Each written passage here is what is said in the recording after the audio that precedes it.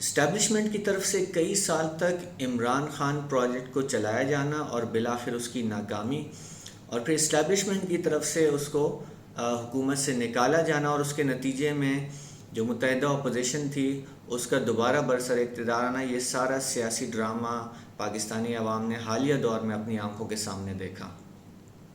اور اس سب کے بعد ہم دیکھتے ہیں کہ ایک طرف تو نون لیگ اور ان کی کابینہ یعنی کہ جو مقتدر ابھی جو حکومت میں آیا ہوا ٹولہ ہے، وہ لندن جا کے سر جوڑ کے بیٹھ جاتے ہیں کہ ہم نے آگے اس حکومت کو چلانا کس طریقے سے ہے، اور دوسرا ٹولہ یعنی کہ عمران خان جو ابھی نکالے گئے، وہ شہر شہر جا کے جلسے کر رہے ہیں، اور بالآخر انہوں نے اسلام آباد لانگ مارچ کی ایک کال دی ہوئی جس کے اندر وہ کہہ رہے ہیں کہ وہ نیا لائحہ عمل دیں گے۔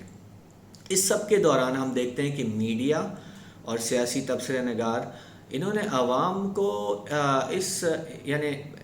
ان چیزوں کے اندر پھنسا کے رکھا ہوا ہے، ڈائیورٹ کیا ہوا ہے، گویا کہ یہ جو لندن پلان ہے یا اسلام آباد لانگ مارچ ہے، کوئی ریئل مسائل عوام کے حل ہو جائیں گے۔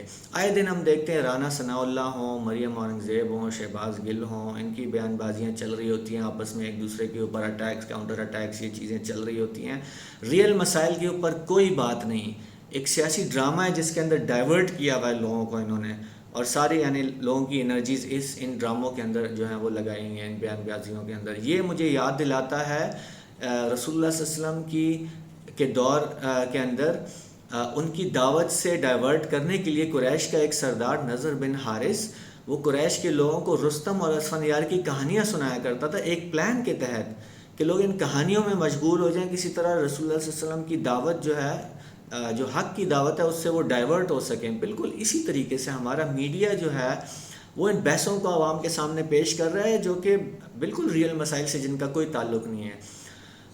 مجھے بتائیں کہ کیا لندن پلان ہو یا اسلام آباد لانگ مارچ ہو، کیا ان کے ذریعے ہمیں امید ہے کہ ہمارے جو ریئل مسائل ہیں جیسے کہ معیشت کا جو مسئلہ ہے، مثالی طور پہ بجلی جو آئے دن مہنگی ہو رہی ہے، جو بجلی کی لوڈ شیڈنگ ہو رہی ہے، کیا اس کا کوئی ریئل حل ان کے پاس موجود ہے؟ جو ہمارا جو پیٹرول جو ہے مہنگا ہو رہا ہے، کیا اس کا کوئی ریئل حل ان کے پاس موجود ہے؟ جو ہماری کرنسی ڈی ویلیو ہو رہی ہے ڈالر کے مقابلے، ابھی پچھلے 15 دنوں میں 15 روپے 185 سے 200 کو کراس کر گیا، 15 دنوں میں 15 روپے کی ڈی ویلیویشن ہوئی، جو کہ تقریباً 7.5% بنتی ہے، 15 دنوں میں 7.5%۔ کیا اس کا کوئی ریئل حل ان کے پاس موجود ہے؟ جو عوام کے اوپر بے تحاشا ٹیکسوں کا بوجھ ڈالا ہے، مختلف ٹیکسوں کا، کیا اس کا کوئی ریئل حل ان کے پاس موجود ہے کہ عوام کو کیسے اس سے ریلیف دیا جا سکتا ہے؟ جو مہنگائی کا ایک طوفان جو ہے وہ مچا ہے، کہ اس کا کوئی ریئل حل موجود ہے؟ اور اس سب سے بھی بڑھ کے پاکستان جو پریکٹیکلی ایک امریکی غلامی کے اندر چلایا جا رہا ہے، امریکن ڈکٹیٹس کے اوپر ہماری ساری معیشت اور ہماری باقی پالیسیز رن کی جا رہی ہیں، کیا اس سے چھٹکارے کا کوئی ریئل حل ان کے پاس موجود ہے؟ تو جواب ہے کہ نہیں، دونوں ٹولوں میں سے کسی کے پاس اس کا کوئی ریئل حل موجود ہے۔ مجھے بتائیں، عمران خان اگر سپوز کریں ابھی الیکشنز ہو جائیں، کرا دیے جائیں، اور وہ دوبارہ برسر اقتدار آ جائیں، وہ اپنے جلسوں میں یا اسلام آباد لانگ مارچ میں یہ اعلان کرنے کے لیے تیار ہیں کہ امریکہ کو جو ایئر لائن آف کمیونیکیشن دی گئی ہوئی ہے بہت پہلے سے، جس ایریا کو دی بولیوارڈ کہا جاتا ہے، جس کو آج بھی امریکہ استعمال کر کے، اس ایئر سپیس کو استعمال کر کے ہمارے قبائلی علاقوں کو اور افغانستان کو مانیٹر کر رہا ہے، سرویلنس کر رہا ہے، اور ایون کارروائیاں تک کر رہا ہے۔ کیا عمران خان یہ اعلان کرنے کے لیے تیار ہے، یہ وعدہ کرنے کے لیے تیار ہے کہ دی بولیوارڈ لے لی جائے گی امریکہ سے، یہ معاہدہ ختم کر دیا جائے گا؟ نہیں، مجھے کوئی امید نہیں ہے کہ وہ ایسا کوئی اعلان کرے۔ یا کیا وہ یہ اعلان کرنے کے لیے تیار ہیں کہ آئندہ وہ IMF یا کسی اور ادارے یا ملک کے پاس بھیک مانگنے کے لیے، پیکج لینے کے لیے نہیں جائیں گے؟ کیا وہ یہ اعلان کرنے کے لیے تیار ہیں؟ کیا وہ یہ اعلان کرنے کے لیے تیار ہیں جو 2 سال سے زائد ہو گیا ہے، بھارت نے جو مقبوضہ کشمیر کا الحاق کر دیا ہے اور انہوں نے اس کے اوپر خاموشی رکھی تھی، کیا وہ یہ اعلان کرنے کے تیار ہیں کہ میں مقبوضہ کشمیر کو دوبارہ حاصل کرنے کے لیے کوئی ٹھوس اقدامات کروں گا، سوائے بیان بازیوں کے علاوہ، یعنی کوئی ٹھوس اقدامات کروں گا؟ تو کیا وہ یہ اعلان کرنے کے لیے تیار ہیں؟ کیا وہ اعلان کرنے کے لیے تیار ہیں کہ وہ معیشت کے جو سارے مسئلے ہیں، مہنگائی کا ہونا، اس کا کوئی ٹھوس پلان ان کے پاس ہے؟ کیا وہ ایسا کوئی یعنی ان کے پاس پلان ہے جو وہ پیش کر سکتے ہیں؟ تو مجھے کوئی امید نہیں ہے کہ وہ کریں گے. تو نہ صرف عمران خان بلکہ اگر ہم دوسرے ٹولے کو دیکھیں ان کے پاس بھی کوئی حل نہیں موجود. انہوں نے تمام پالیسیاں اسی طریقے سے نافذ کی ہیں. تمام یعنی IMF کے پاس وہ بھی گئے ہیں, یعنی امریکہ کی ڈکٹیٹس وہ بھی لے رہے ہیں. کیا ابھی ریسنٹلی بلاول نے امریکہ کا دورہ نہیں کیا, اور کیا نئی ڈکٹیشنز لے کر نہیں آئے وہ؟ تو کیا چینج ہے؟ دونوں ٹولوں ایک طریقے سے ہی فنکشن کر رہے ہیں. یہ سمجھ لیں کہ یہ دو ٹولوں کی آپس کی ایک سیاسی جنگ ہے, یہ ایک اقتدار کی جنگ ہے, اپنے مفادات کی جنگ ہے, اس کے عوام کے مسائل سے کوئی تعلق نہیں ہے. میرے بھائیوں اور بہنوں, یہ ہمیں سمجھنا ہوگا کہ مسئلہ مختلف جماعتوں کا نہیں ہے, مسئلہ چہروں کا نہیں, لیڈرز کا نہیں, مسئلہ نظام کا ہے. یہ نظام جو جمہوریت کے نظام جو مغرب کی سرپرستی میں پاکستان کے اوپر نافذ کیا گیا, یہ جمہوریت کا نظام میک شور کرتا ہے کہ پاکستان امریکہ کی غلامی کے اندر ہے. یہ جمہوریت کا نظام اور یہ کیپٹلسٹ اکنامک سسٹم, سرمایہ نظام جو ہے مغرب کا, یہ میک شور کرتا ہے کہ ہم ان قرضوں کے بوجھ تلے جاتے جائیں. یہ میک شور کرتا ہے کہ ہماری کرنسی ڈی ویلیو ہوتا ہے. یہ مغربی کیپٹلسٹ سسٹم یہ میک شور کرتا ہے کہ ہماری بجلی, گیس اور یعنی جو پیٹرول قیمتیں بڑھ رہی ہیں, یہ اس نظام کی وجہ سے ہے. یہ چہروں کا مسئلہ نہیں, یہ پارٹیز کا مسئلہ نہیں. اس نظام کو تبدیل کرنے کی ضرورت ہے.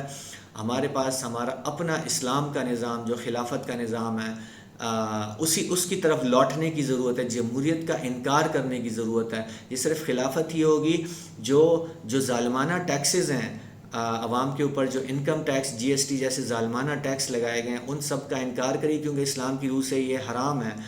ٹیکسز جو اسلام کے ٹیکسز ہیں وہ صرف مالدار اور صاحب استطاعت لوگوں کے اوپر لگتے ہیں. اسی طریقے سے یہ خلافت ہی ہوگی جو کہ تیل, گیس, بجلی جیسے جتنے بھی انرجی ریسورسز ہیں, کیونکہ اسلام کی روح سے یہ عوامی ملکیت میں ہے, سو یہ ریاست کے اوپر لازم ہے شرعی طور پہ کہ وہ ان ریسورسز کو خود مینیج کرے, پرائیویٹائز نہ کرے, اور عوام کو اس کو مینیج کرے اور عوام کو سستے داموں یا ایون کاسٹ کے اوپر پرووائڈ کرے. تو پھر عوام کو ریئل ریلیف ملے گا. یہ خلافت ہی ہوگی جو امریکہ کی غلامی سے ہمیں واقعی طور پہ آزادی دلائے گی, کیونکہ اسلام کی روح سے ایسے کسی ملک کے ساتھ سفارتی تعلقات رکھے ہی نہیں جا سکتے جو کہ مسلمانوں کے ساتھ حالت جنگ میں ہو. اور امریکہ ہم جانتے ہیں کہ اس وقت دنیا بھر میں مسلمانوں کے ساتھ حالت جنگ میں ہے. سو خلافت جو ہے باقاعدہ اسلام آباد میں جو امریکہ کی ایمبیسی ہے اس کو بند کرائے گی, اور تمام سفارتی عملے کو واپس بھیجے گی, اور تمام سفارتی تعلقات اور معاشی تعلقات امریکہ کے ساتھ کاٹے گی.